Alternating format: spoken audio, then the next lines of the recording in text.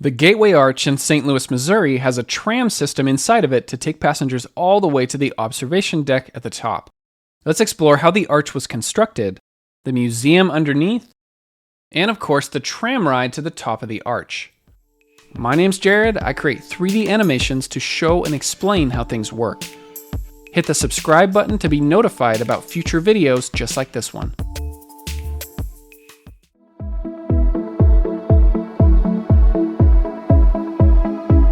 The Gateway Arch is the world's tallest arch at 192 meters high.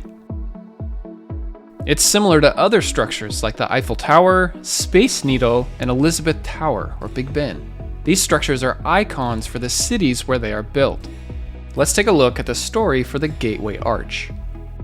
Missouri is a state located in the Midwestern region of the United States. The city of St. Louis is right on the edge of that. The arch is here, right along the Mississippi River. Downtown St. Louis is to the west of the arch. And across the Mississippi River is the state of Illinois. The arch has a unique shape. If I take a chain and let it hang down, this is called a catenary curve. Now take that same shape and flip it upside down. Now it's an inverted catenary curve. This is the shape of the Gateway Arch. It's the shape that will best support its own weight. The arch was built between 1963 and 1965, and it cost $13 million US. That's almost $100 million US in the year 2024. The arch has the same height and width, 192 meters. Over 1 million people come to see the arch each year. The arch is resistant to earthquakes, lightning strikes, and in high winds, it can sway up to 46 centimeters. So why was the Gateway Arch built? What's the purpose of it? Let's rewind the clock a few hundred years. European colonists started arriving on the east coast of what is now the United States. Then slowly they started moving farther inland. This is termed the westward expansion. The city of St. Louis was founded in 1764. Shortly after, the United States became a country. This is what it looked like before 1803. St. Louis was one of the famous last stops to gather supplies before making their way over the plains. In other words, it was the gateway to the west. You see where I'm going here? In the 1940s, they held a design competition. The idea was to build a monument to honor the legacy of westward expansion. Out of 172 entries, they chose the design of Eero Saarinen, a Finnish-American architect. He had the most unique design out of all of them. He decided to build an arch that would represent the gateway to the west. That is why it has the name Gateway Arch. Sadly, Eero Saarinen passed away before construction even started on the arch, but today he is still honored as the designer of the arch. There was a lot of criticism for the arch at first. Can we really build something like this? How would it look against the St. Louis skyline? It's almost similar to the origin story of the Eiffel Tower. Not everybody wanted it at first. Nonetheless, plans moved forward for the arch. So how do you build an arch like this? Most buildings are built with a supporting structure on the inside first, and then the outside layers go on last. This time what we have is different than a typical building. The Gateway Arch has what's called an orthotropic design. What this means is that there is no internal structure. The metal on the outside, that is the structure. That's what's holding it up and supporting all the weight. Building a support structure just for the construction would have been enormous and not very practical. So instead, they would just start from both sides, build upwards, and then meet in the middle. Easier said than done. In 1961, they started digging the foundation for the arch, 18 meters deep, which is about 6 stories down. They laid concrete and steel tensioning rods in several layers. This provides a solid base for the layers of the arch. Construction of the arch actually started in 1963. The pieces were built in equilateral triangles, and that word equilateral, it just means that all 3 sides have the same length. Each triangular section had stainless steel panels on the exterior and carbon steel panels on the interior. The metalwork was done in steel mills in Pittsburgh, Pennsylvania, and then shipped all the way to St. Louis, Missouri. The triangular pieces were too big to ship all at once, so they were assembled in separate pieces and shipped by rail. There was a railway that went right by the construction site. The triangular pieces were welded together on site right next to where they were building the arch. There are 142 of these triangular pieces. Where they are joined together, this is called a station, and they numbered all of these. At the very top is station 0.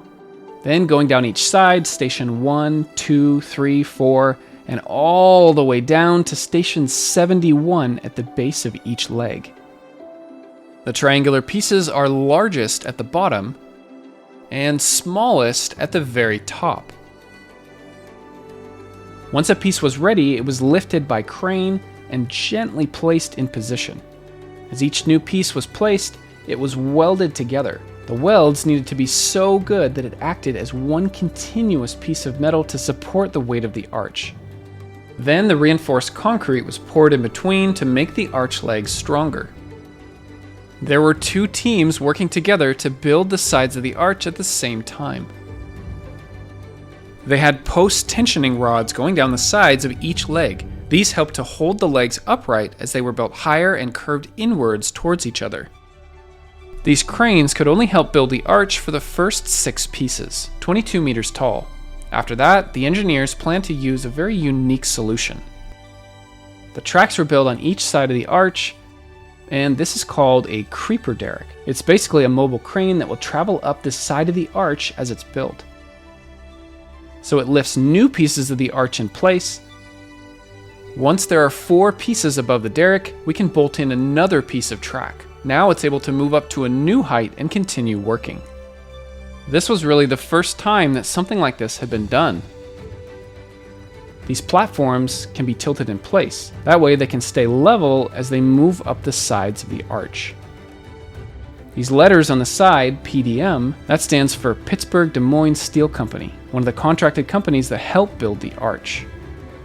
The concrete being poured helped to stabilize the foundation, but it was only needed to about halfway up the arch. They soon reached a point where building any higher would cause the arch to collapse inward. This means it was time for the stabilizing truss. The 2 creeper derricks worked together to lift it up.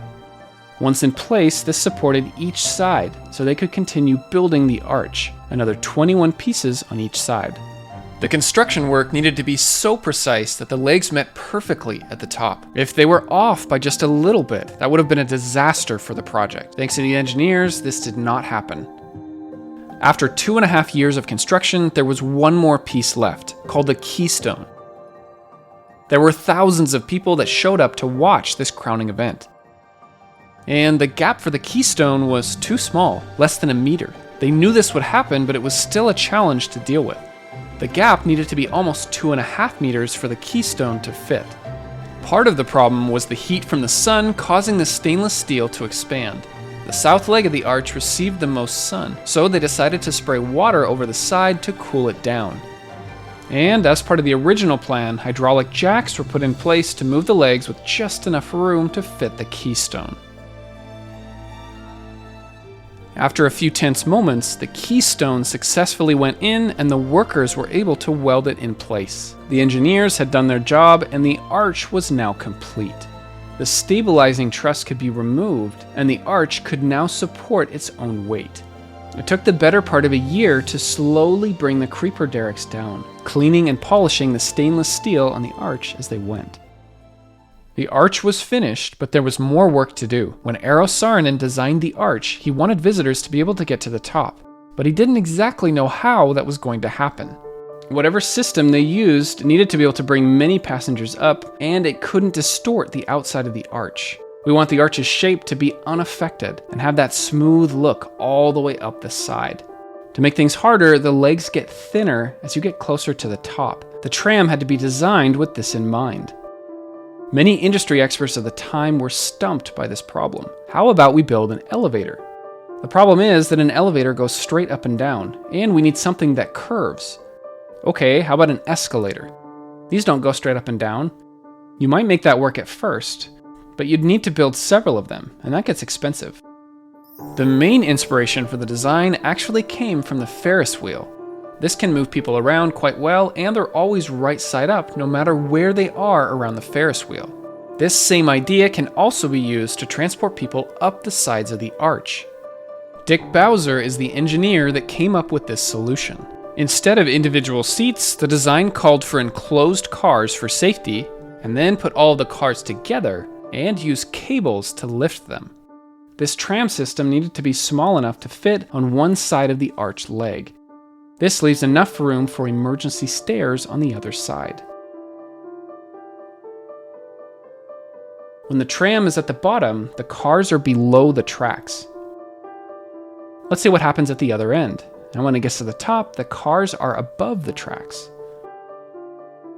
Notice as it travels, the cars always stay right side up, the exact same idea that the Ferris wheel has. Each tram car has just enough room for 5 people, about the same size as the Soyuz spacecraft crew capsule. Not a lot of room inside. Passengers can travel up the sides of the arch. There are 8 cars on each side. This allows for more than 1 million people each year to ride the tram to the top. I'll show you more about the tram system, but let's back up a bit. Today, the arch is a popular tourist destination. Let me show you a few things around the area. This whole grassy area was called the Jefferson National Expansion Memorial. In 2018, it was renamed to the Gateway Arch National Park. There are more than 8 kilometers of trails to explore along the Mississippi River. This is called the Grand Staircase, and there is also a train track that runs underground right next to the arch. For parking, it's recommended that you park at the Stadium East parking garage. They even give a discount if you are visiting the arch. Then you can walk to Luther Eli Smith Square. Now this whole area was recently renovated. If you visited the arch prior to 2018, this will look a little different. The entrance is here, which leads right underneath this grassy area. This is the lobby. The information desk is here, and there is a life-size model of one of the tram cars. This way you can see what it will be like to ride to the top of the arch. Some people find it a bit claustrophobic. The ticket counter is here, and there's more to do than just the tram. You can buy tickets to the documentary movie, virtual reality theater, and even a 1-hour riverboat cruise along the Mississippi River. The museum inside is free, and you don't need a ticket for this. But either way, everyone going inside must go through the security line. There's a giant map of the United States on the floor, and you can see some of the paths that early explorers took to travel to the west. Walk a little farther to get to the museum. There are 6 areas to visit inside the museum, each focused on different aspects of the history of the arch. For example, this area focuses on the history of St. Louis, and this area focuses on the Mississippi River front and how that's changed over the years. And this area focuses on the building of the arch, a design competition, and even a miniature model of the tram. If you bought a ticket to the documentary movie, then you'll go inside the Tucker Theater to see how the arch was built. The Arch store is here. Arch Cafe is here if you're hungry. And in the center is a life-size model of the keystone piece of the arch. Remember that the keystone was the last piece they installed during the construction of the arch.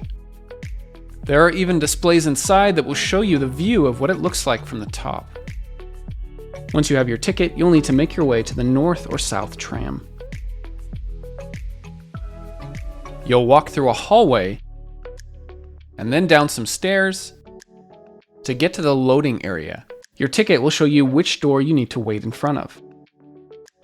Since the 1960s, they've had quite a few upgrades to modernize the arch. It takes 4 minutes to get to the top and only 3 minutes to get back down. With both trams operating, it can transport 80 people at a time. The doors open and you can make your way up the final stairs to the observation deck. There's room for about 100 people up here. It's 192 meters high, which is about the height of a 63-story building. On the very top of the arch is an aircraft warning light. The keystone of the arch is right here. There is also a metal time capsule that was welded inside of the keystone, not meant to be opened as long as the arch is standing. There are 16 windows on each side of the arch. If you look out the window towards the west, you get a good view of downtown St. Louis. The reason these windows are so small is because larger windows would have weakened the structure. There's limited time at the top, so take a good look. You'll be asked to come back down on the same tram car that you came up in. Note that the stairways are always lit just in case, but these stairs are for maintenance and emergency use only. At the bottom, you'll go up these stairs and then back into the common areas. When you're ready to exit the arch, you've got a few options. You can go back through the museum and out the same way you came in, or you can exit right here, up the ramps on either side. Then out the doors, and you'll come right out at the base of one of the arch legs. My name's Jared. Click here to visit Patreon and see behind the scenes content. Your support helps to grow the team so we can hopefully make these videos a little faster. Thanks for watching, and I'll see you next time.